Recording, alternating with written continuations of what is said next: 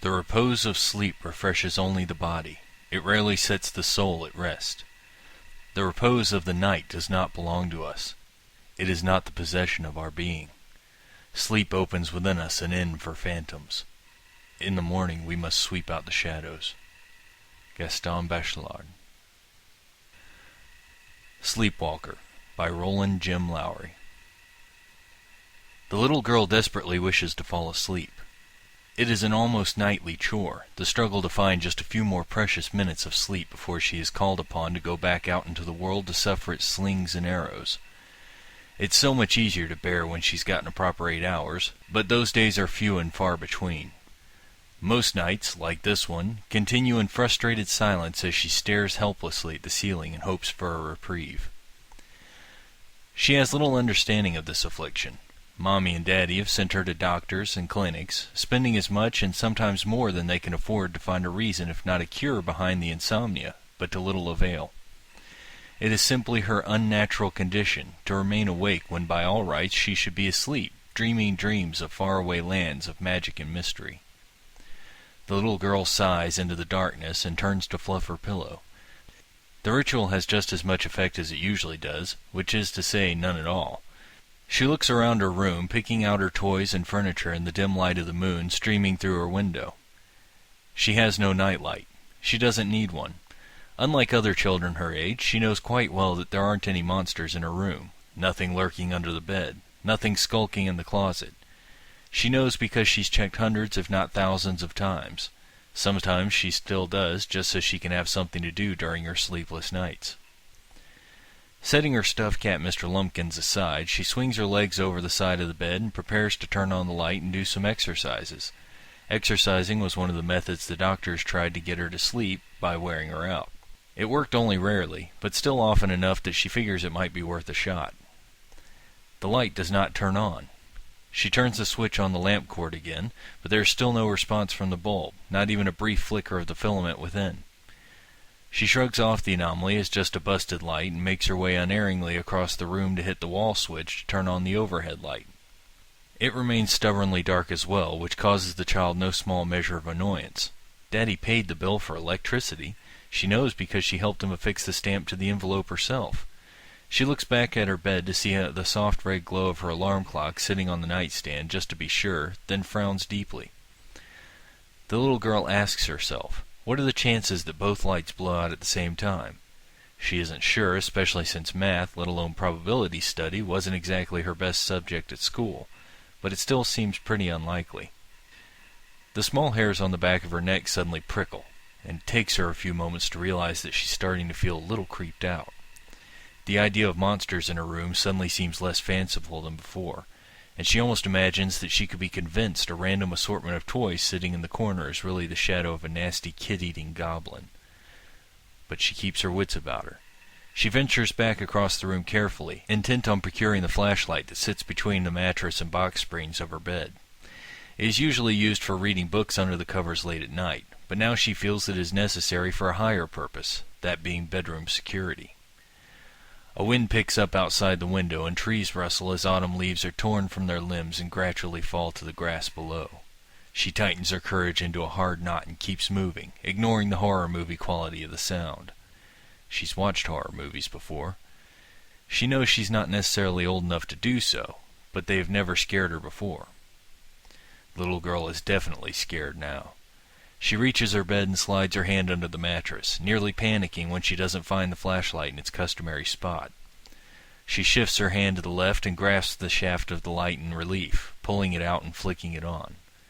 A cone of light bursts forth from the flashlight's bulb, bouncing off the goggle-like eyes of the man standing in the middle of her room. The little girl screams, then wakes up with a start.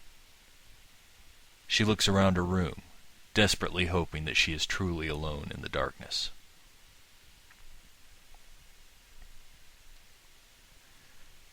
Geez, Morgendorfer, you look like you've been chugging coffee for a month straight. Thank you, Lane, for that sterling example of friendship in action. Would you also like to tell me that I look like I hit every branch of the ugly tree on the way down? Maybe later, Jane said with a half shrug. Seriously, though, are you okay? You look beat.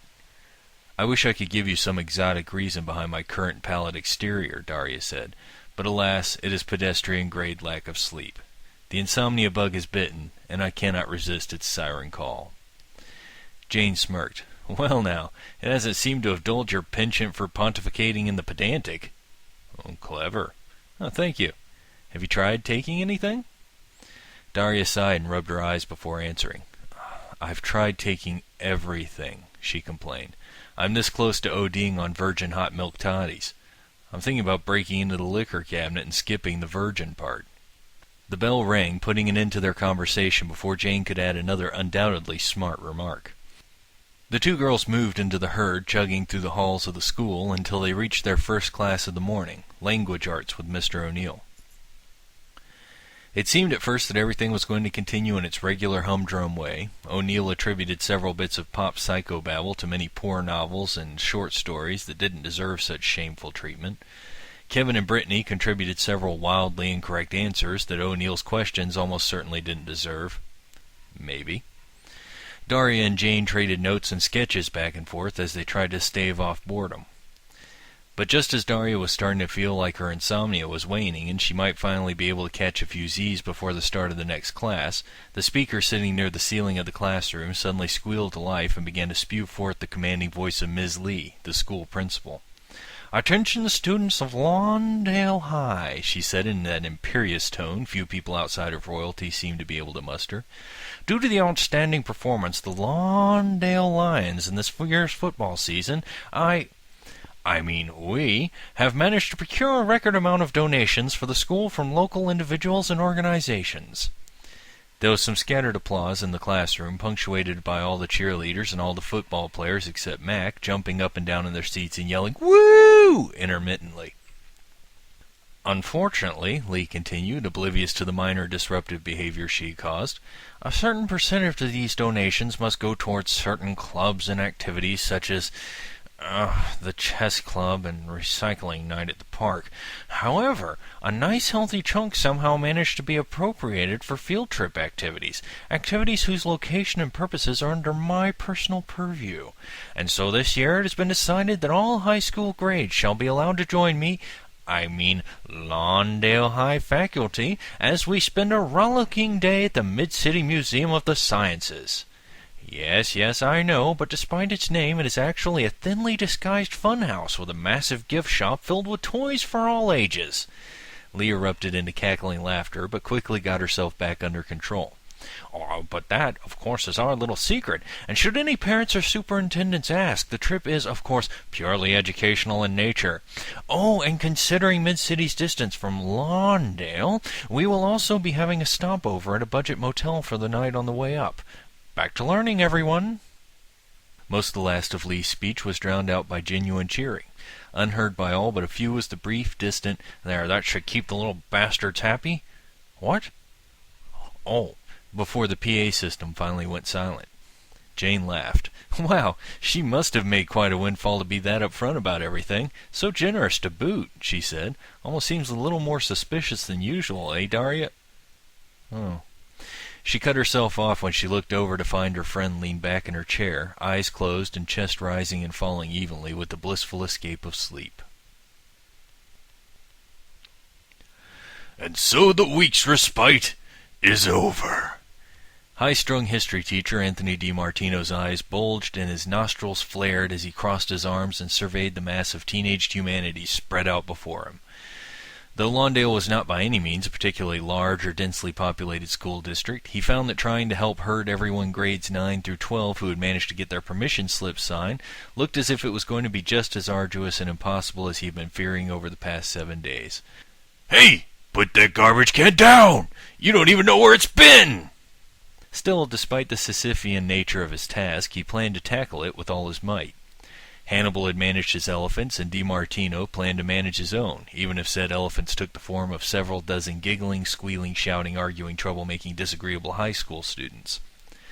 All he needed to do was to get them from the school doors and into the convoy of buses awaiting them without any bone fractures, fires, or international incidents occurring.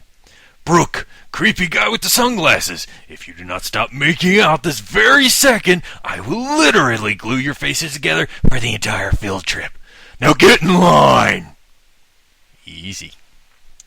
Now, Anthony, there's no reason to be so cross with the children. We're all working towards the same goal. DiMartino turned his head to glare briefly at Claire Defoe, the school's art teacher, who despite her calm words seemed to be struggling just as hard to keep the mass contained. Out of the corner of his eye, he could see her reach out and gently steer a stumbling young man back into the stampede passing by. "Perhaps this is your idea of fun, Miss Defoe," he growled back at her. "But for those of us who still haven't gotten their afternoon coffee break and will be traversing the countryside with a bunch of empty-headed ingrates, it leaves much to be desired and rattles the nerves a bit." Claire smiled lightly at the tirade and asked, "So, what did Dr. Florence have to say about your blood pressure medication?" DiMartino's face dropped and turned as pale as a sheet. He stammered. "Well, he said that it seemed to be working okay, but I should try.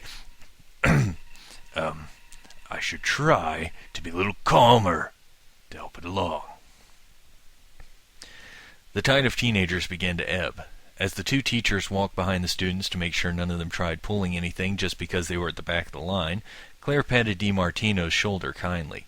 "That sounds like very good advice," she said. DiMartino merely grumbled in return and looked as if he were ready to spout cartoonish steam from his ears.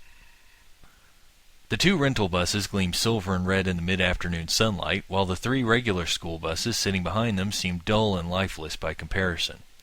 Even through his funk, DiMartino could see the difference and guessed that Lee probably could too. He predicted that the next time the school had a surplus of funds, some of it would be going directly into wax and new paint jobs instead of where it belonged, in the budget for the teachers' raises. The drivers were standing next to the doors, greeting the students as they boarded.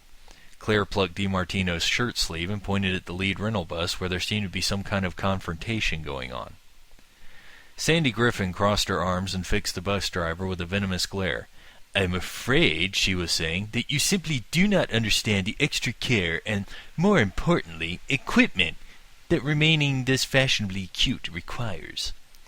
"I'm afraid I do understand that all luggage was to be checked in this morning," the driver returned, "that only one carry-on bag is allowed, and that all four of you aren't getting on this bus with all that stuff."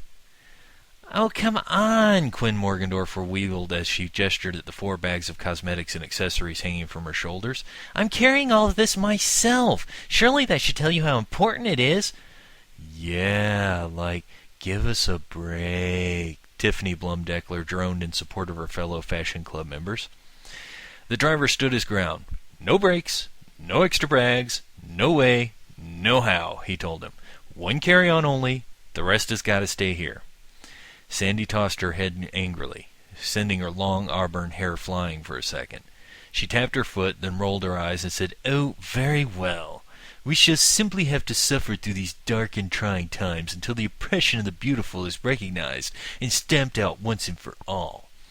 She shrugged off all her bags except a single heavy purse, then handed the excess to the mousy girl in pigtails standing next to her. "Here, Stacy," she said, barely looking at the other girl, "since you are currently carrying less than the rest of us, as if you require fewer beauty products than we do or something, you shall have the honor of carrying our bags back to the school."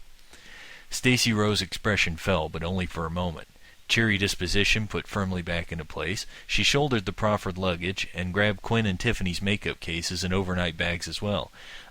Sure thing, Sandy," she said, even as she strained under the weight.